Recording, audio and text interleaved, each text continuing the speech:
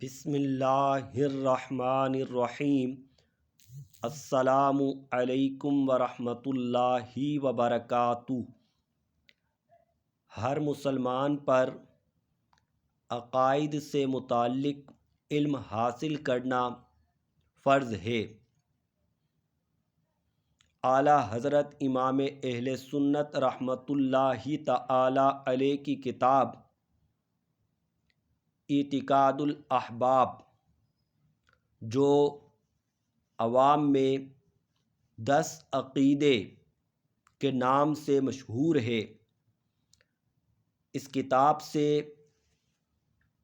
ہم عقیدہ خامسہ یعنی 5واں عقیدہ، جو صحابہ کرام اور اہل بیت کرام رضوان اللہ تعالی علیہم اجمعین سے متعلق ہے، بیان کریں گے۔ صحابہ کرام کے بارے میں، اہل بیت کرام کے بارے میں ہمارے کیا عقائد ہونے چاہیے، اس سے ہر ایک کو اس دور پرفتن میں آگاہ ہونا لازمی اور ایمان کا تقاضا ہے۔ آ جائیے شروع کرتے ہیں۔ ایک تو ہمیں صحابہ اور اہل بیت کے متعلق کیا عقائد ہونے چاہیے، اس کا علم ہوگا، علم دین سیکھنے کی برکتیں بھی ملیں گی اور مشکل الفاظ کے معانی بھی بتائے جائیں گے تاکہ بات واضح ہو سکے۔ آ جائیے شروع کرتے ہیں۔ عقیدہ خامسہ، خامسہ پانچواں عقیدہ۔ یاد رکھیے کہ انبیاء کرام اور رسول اعظام کے بعد صحابہ کرام کا رتبہ سب سے بلند و بالا ہے۔ یہی بات بتایا ان کے بعد یعنی انبیاء و رسل کے بعد اصحاب سید المرسلین صلی اللہ تعالی علیہ وآلہم اجمعین ہیں، یعنی رسول اللہ صلی اللہ تعالی علیہ وسلم کے صحابہ کا رتبہ انبیاء اور مرسلین کے بعد سب سے بلند و بالا ہے۔ آگے بتایا کہ حضرت فاطمہ، حضرت امام حسن، حضرت امام حسین، یہ بھی صحابہ ہیں، کیونکہ پھر آگے صحابی کی تعریف بھی بتائی کہ صحابی اسے کہتے ہیں جس نے ایمان کی حالت میں رسول اللہ صلی اللہ تعالی علیہ وسلم کی زیارت کی اور ایمان کی حالت میں اس دنیا سے گیا، تو لہٰذا حضرت فاطمہ، حضرت امام حسن، حضرت امام حسین بھی صحابی ہیں، کیونکہ صحابی کی تعریف کیا ہے؟ جس نے ایمان کی حالت میں رسول اللہ صلی اللہ تعالی علیہ وسلم کو دیکھا اور ایمان ہی کی حالت میں اس کا انتقال ہوا تو اسے صحابی کہتے ہیں۔ آ جائیے، یہی بات بتائی جا رہی ہے حضرت فاطمۃ الزہرا رضی اللہ تعالی عنہا اور حضرت امام حسن اور حضرت امام حسین رضی اللہ تعالی عنہم کا تذکرہ کس قدر عمدہ اور بہترین القابات سے کیا کہ ادب کا تقاضا بھی یہی ہے کہ ان عظیم ہستیوں کا جب بھی نام لیا جائے نہایت ہی ادب و احترام کے ساتھ نام لیا جائے۔ تو فرمایا اور انہی میں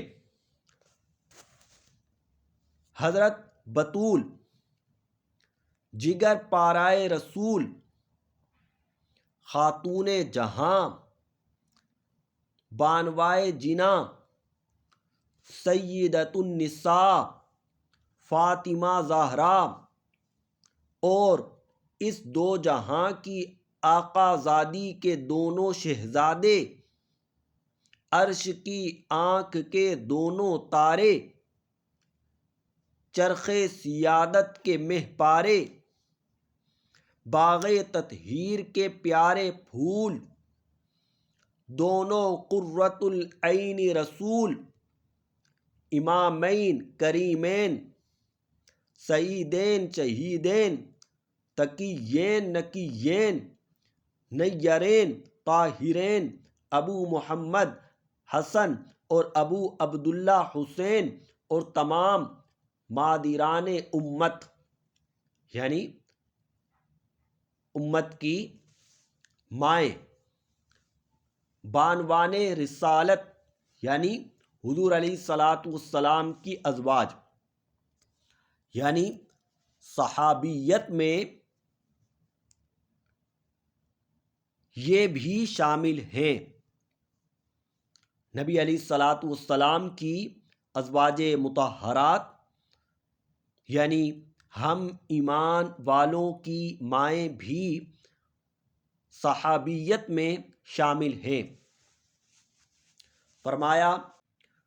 فرمایا علی المصطفیٰ و علیہم کلہم الصلاۃ والتحیہ، مصطفیٰ پر بھی یعنی محمد الرسول اللہ صلی اللہ علیہ وسلم پر اور ان تمام پر درود ہوں اور سلام۔ فرمایا یہ تمام داخل یعنی یہ تمام بھی صحابہ ہیں۔ کیوں؟ آگے صحابی کی تعریف بتائی، کہا کہ صحابی ہر وہ مسلمان ہے جو حالت اسلام میں اس چہرہ خدا نما کی زیارت سے مشرف ہوا، یعنی جس نے ایمان کی حالت میں حضور کو دیکھا اور اسلام ہی پر دنیا سے گیا، یعنی اس کا خاتمہ بھی ایمان پر ہوا۔ تو اس تعریف کے لحاظ سے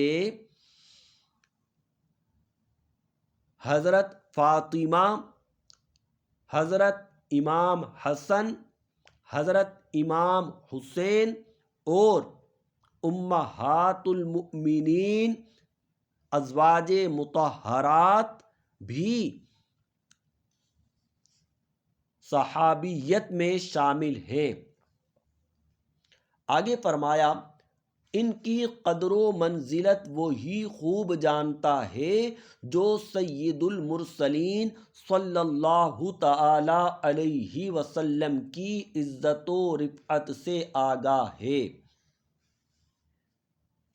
یعنی صحابہ کرام کی عظمت، ان کی رفعت، ان کا مقام و مرتبہ وہی جانتا ہے جو حضور کی عزت کرتا ہے، جو حضور کی رفعت اور بلندی سے آگاہ ہے۔ جو حضور کی رفعت کو نہیں جانتا وہ صحابہ کرام کی عظمت کو نہیں سمجھ سکتا۔ جو حضور کی رفعت کو جانتا ہے وہی صحابہ کرام کی عظمت اور ان کی رفعت سے آگاہ اور باخبر ہے۔ اس کی دلیل دی آگے، فرمایا کہ محب محبت کرنے والا، محبوب جس سے محبت کی جائے، محب چاہتا ہے کہ اس کا محبوب بروں سے دور رہے، بری صحبت سے بچا رہے، اور اس کے جلیس یعنی ہم نشین اور یار و مددگار عمدہ لوگ ہوں۔ جیسے ماں چاہتی ہے کہ میرا بیٹا اچھے لوگوں میں بیٹھے، اور کیونکہ اس کی محبت کا تقاضا ہے وہ کوشش بھی کرتی ہے جس قدر اس سے ممکن ہو۔ اب اللہ محب ہے اور محمد الرسول اللہ صلی اللہ تعالی علیہ وسلم محبوب ہے، لہذا محب کی محبت کا تقاضا یہ تھا کہ اس نے اپنے محبوب کو بروں سے دور رکھا اور سب سے اعلیٰ، سب سے افضل لوگوں کو اپنے محبوب کا ہم نشین، انیس اور یار و مددگار بنایا۔ جو حضور کے محبوب ہونے اور رب کے قادر ہونے کو مانتا اور جانتا ہے وہی صحابہ کرام علیہم الرضوان کی عظمت کو جانتا اور مانتا ہے۔ اللہ کو قادر مانتا ہے جو، اور حضور کو اللہ کا محبوب مانتا ہے، وہ صحابہ کرام کی عظمت، ان کی رفعت سے خوب باخبر ہے کہ محب کی محبت کا تقاضا تھا اور محب تھا بھی قادر، لہذا محب نے اپنے محبوب کے یار و مددگار عمدہ لوگ بنائے۔ یہی بات کہہ رہے ہیں، فرمایا آفتاب نیم روز یعنی دوپہر کے چڑھتے سورج سے روشن تر محب جب قدرت پاتا ہے اپنے محبوب کو صحبت بد سے بچاتا ہے۔ یعنی محب کی اگر قدرت ہو، وہ قادر ہے تو اپنے محبوب کو بری صحبت سے بچاتا ہے۔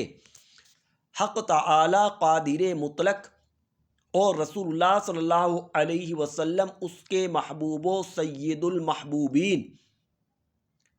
کیا عقل سلیم تجویز کرتی ہے کہ ایسا قدیر، ایسی قدرت والا، ایسے عظیم دی وجاہت، جانے محبوبی و کانے عزت کے لیے خیار خلق کو جلیس و انیس و یار و مددگار مقرر نہ فرمائے؟ جو یعنی اللہ تعالیٰ جب قادر ہے، اس کی قدرت کا، اس کی محبت کا تقاضا یہ ہے کہ اچھے لوگوں کو آپ کا جلیس و انیس و یار و مددگار بنائے، لہذا اس نے ایسا ہی کیا۔ فرمایا جو ان میں سے کسی پر طعن کرتا ہے، یعنی صحابہ کرام علیہم الرضوان میں سے کسی پر طعن کرتا ہے، جناب باری تعالیٰ کے کمال حکمت و تام قدرت یا رسول اللہ صلی اللہ علیہ وسلم کی غایت محبوبیت و نہایت منزلت پر حرف کرتا ہے۔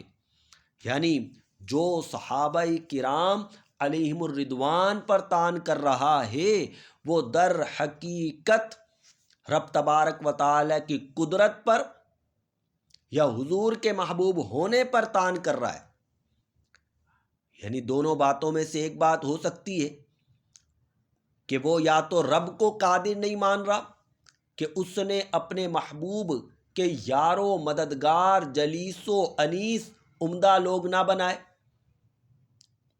صحابہ عمدہ نہیں، جو یہ کہہ رہا ہے صحابہ عمدہ نہ تھے تو گویا کہ وہ کہہ رہا ہے رب قادر نہ تھا، محب ہونے کے باوجود قادر نہ تھا، یا وہ حضور جان عالم صلی اللہ تعالی علیہ وسلم کے محبوب ہونے کا منکر ہے۔ اللہ اکبر۔ فرمایا اس پر دلیل بھی دے رہے ہیں کہ یہ بات یہ جو دلیل عقلی پیش کی ہے یہ ہم اپنی طرف سے پیش نہیں کر رہے، یہ حدیث کی روشنی میں پیش کی ہے، حدیث مبارکہ ہے۔ کیا ہے حدیث؟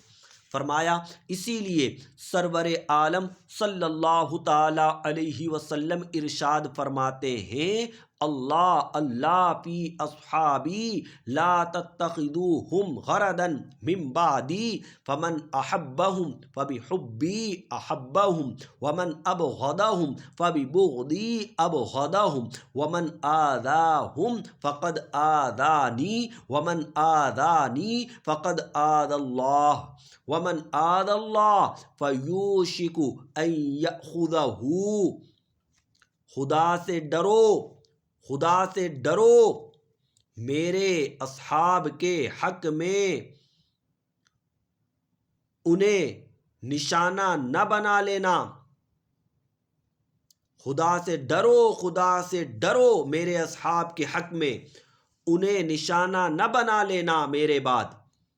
یہ حضور علیہ الصلاۃ والسلام فرما رہے ہیں خدا سے ڈرو، خدا سے ڈرو، میرے اصحاب کے حق میں انہیں نشانہ نہ بنا لینا میرے بعد۔ جو انہیں دوست رکھتا ہے، جو صحابہ کو دوست رکھتا ہے، میری محبت سے انہیں دوست رکھتا ہے، جو ان کا دشمن ہے میری عداوت سے ان کا دشمن ہے۔ جس نے انہیں ایذا یعنی تکلیف دی اس نے مجھے ایذا دی، اور جس نے مجھے ایذا دی اس نے اللہ کو ایذا دی، جس نے اللہ کو ایذا دی تو قریب ہے کہ اللہ تبارک و تعالی اس کو گرفتار کر لے۔ الامان والحفیظ، الامان والحفیظ۔ آج کے درس کا خلاصہ یہ ہے کہ پہلے صحابی کی تعریف بتائی کہ صحابی اسے کہتے ہیں جس نے ایمان کی حالت میں رسالت مآب صلی اللہ تعالی علیہ وسلم کو دیکھا اور ایمان کی حالت میں اس دنیا سے رحلت فرمائی۔ اس کا انتقال بھی ایمان کی حالت میں ہوا، اسے صحابی کہتے ہیں۔ لہٰذا اس اعتبار سے اس تعریف کو پیش نظر رکھتے ہوئے ہم دیکھتے ہیں کہ حضرت فاطمہ، حضرت امام حسن، حضرت امام حسین اور ازواج مطہرات نبی علیہ الصلاۃ والسلام کی ازواج، ہم ایمان والوں کی مائیں امہات المؤمنین بھی صحابیت میں شامل ہیں، وہ بھی صحابہ ہیں۔ مزید بتایا کہ صحابہ کرام علیہم الرضوان کا رتبہ انبیاء کرام رسول اعظام کے بعد سب سے بلند اور سب سے بالا ہے۔ پھر بتایا کہ صحابہ کے مرتبے کو وہی سمجھ سکتا ہے جو حضور کے مرتبے سے باخبر ہے۔ وہ کیسے؟ کہ حضور اللہ کے محبوب ہے، اللہ قادر ہے، اللہ قادر ہے۔ محب محبوب کو بروں سے بچاتا ہے اور چاہتا ہے کہ اس کے مددگار، اس کے جلیس و انیس عمدہ لوگ ہوں۔ اللہ قادر ہے اور حضور محبوب ہے۔ قادر نے اپنے محبوب کو بروں سے بچایا اور سب سے عمدہ لوگوں میں رکھا۔ جو کہتا ہے کہ عمدہ میں نہیں رکھا، یعنی صحابہ عمدہ نہ تھے، وہ یا تو رب کائنات جل جلالہ کی قدرت پر شک کر رہا ہے، یا حضور علیہ الصلاۃ والسلام کے محبوب ہونے سے باخبر نہیں، حضور کے محبوب ہونے کا انکار کر رہا ہے، جیسا کہ صحابہ کرام کے بارے میں رسالت مآب صلی اللہ تعالیٰ علیہ وسلم نے بھی فرمایا، خدا سے ڈرو، خدا سے ڈرو میرے صحابہ کے حق میں، انہیں نشانہ نہ بنا لینا میرے بعد، جو انہیں دوست رکھتا ہے میری محبت سے انہیں دوست رکھتا ہے، جو ان کا دشمن ہے میری عداوت سے ان کا دشمن ہے، جس نے انہیں ایذا دی اس نے مجھے ایذا دی، یعنی صحابہ کرام سے دشمنی حضور سے دشمنی، اور حضور سے دشمنی خدا سے دشمنی ہے۔ الامان والحفیظ۔ اللہ تبارک و تعالی ہمیں صحابہ کرام کی عظمت اور رفعت کو تسلیم کرنے اور ان کا ادب و احترام کرنے کی توفیق رفیق عطا فرمائے۔ انشاءاللہ مزید جو عقیدہ خامسہ یعنی پانچواں عقیدہ، مزید بھی آگے عقیدہ بیان کیا گیا ہے، اسے انشاءاللہ ہم اگلے درس میں سنیں گے، پڑھیں گے۔